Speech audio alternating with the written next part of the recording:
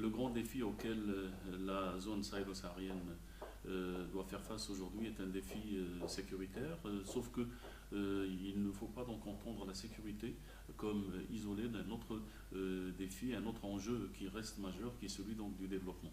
Il est clair que cette zone aujourd'hui continue à gérer et à vivre dans une forme de conflictualité qui est chronique.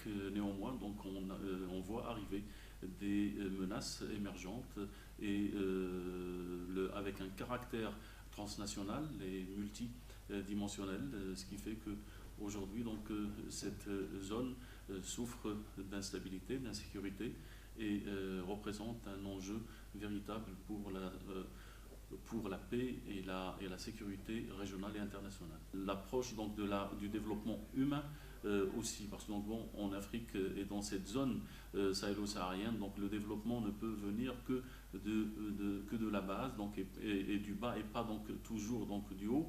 Donc d'où cette nécessité donc, d'aider les citoyens, de les impliquer aussi donc, dans le développement. Il est aussi clair que le modèle aujourd'hui marocain, qui est un modèle africain, peut servir dans les autres pays, surtout que le Maroc, par la relation de respect mutuel qu'il a avec les pays, par la relation de confiance aussi donc, dont il jouit au sein donc, de l'ensemble de ces pays, il a un rôle important. Le Maroc aujourd'hui est un acteur important, il fait partie de toutes les équations, que ce soit donc celle de la sécurité ou celle du développement, en partant donc de principes qui sont clairs pour lui. C'est le développement de la coopération sud-sud, la coopération gagnant-gagnant, une coopération basée sur le respect mutuel et surtout donc une coopération qui s'ouvre sur des intégrations régionales.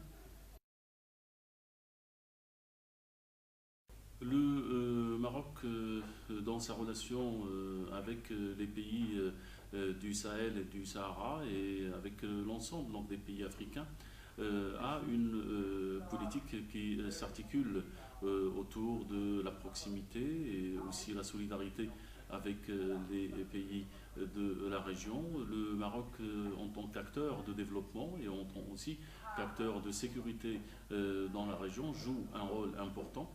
Il prône une profonde coopération sud-sud. Il a aussi donc un modèle de gouvernance sécuritaire, de restructuration du champ religieux et de développement humain qui peut aider ces pays à sortir donc, de ces crises multiples. Le Maroc ne fait pas partie des problèmes des pays de la région, c'est pourquoi donc, il est plus habilité à faire partie donc, de leurs solutions. Le Maroc prône une coopération qui englobe l'ensemble des pays de la région. Il est clair que cette région doit élaborer une ou des réponses qui doivent être donc des réponses régionales avec un appui international. Donc le Maroc est très engagé dans la recherche de solutions pour les problèmes multiples de cette région.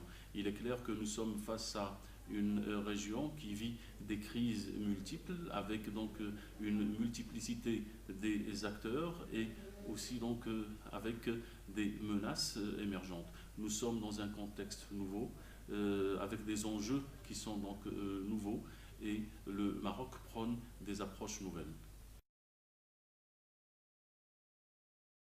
Il est clair que la situation des relations entre le Maroc et l'Algérie, avec des frontières fermées et un déficit de coopération énorme, et une union du Maghreb qui est complètement paralysée aujourd'hui.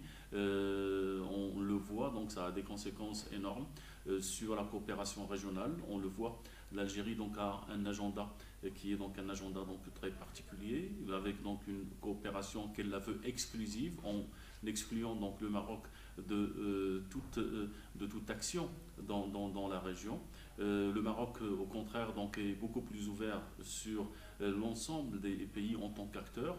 Il est clair que donc, bon, le Maroc, en tant que deuxième grand investisseur en Afrique, et aussi le Maroc qui a des relations historiques, culturelles et qui a aussi donc une expérience qu'il peut donc partager et qu'il partage avec ces pays dans la restructuration donc du champ religieux et notamment donc la formation des imams, etc. Donc c'est aujourd'hui donc une nécessité. Cette coopération donc maghrébine est une nécessité pour apporter des réponses à une région qui est donc le Sahel, qui est à la dérive, surtout que certains pays de l'Afrique du Nord, notamment donc la Tunisie et d'autres, donc sont dans une phase de fragilité et la situation libyenne reste quand même donc très inquiétante.